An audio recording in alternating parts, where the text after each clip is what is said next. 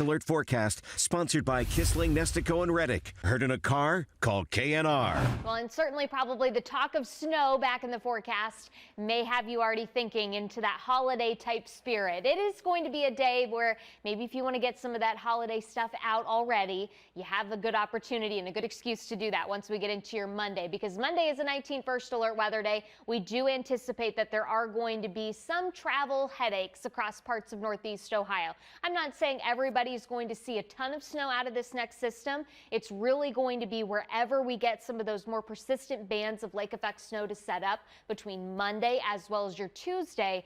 But still, I mean, it's going to be cold and it's going to be windy and it is going to feel very wintry out there. It all really kicks off on Sunday. Sunday, this system starts to roll in as early as first thing in the morning. That's going to bring us a rain chance back to the forecast. But then as we gradually go through the afternoon and the evening, you're going to see us transition from rain to a wintry mix and then eventually over towards all snow. So initially Monday morning, there may not be a ton in the way of snowfall accumulation because you're still waiting on that temperature to drop, especially that ground temperature. But as we go through the course of Monday and eventually head into Tuesday, if you do get some healthy bands of lake effect snow to get going, which I think we definitely will, given that this is an early season setup, you're also going to have some help from some other Great Lakes feeding in some of that moisture.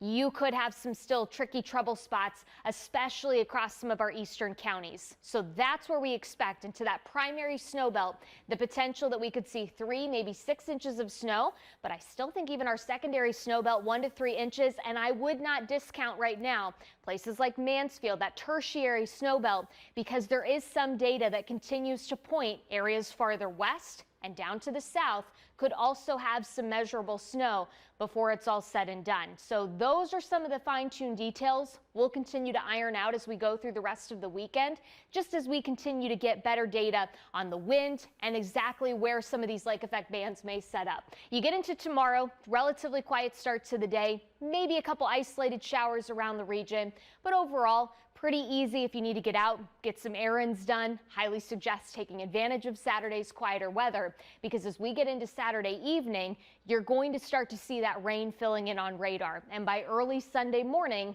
while it may not necessarily be snow, you are going to be dealing with some showers across the region.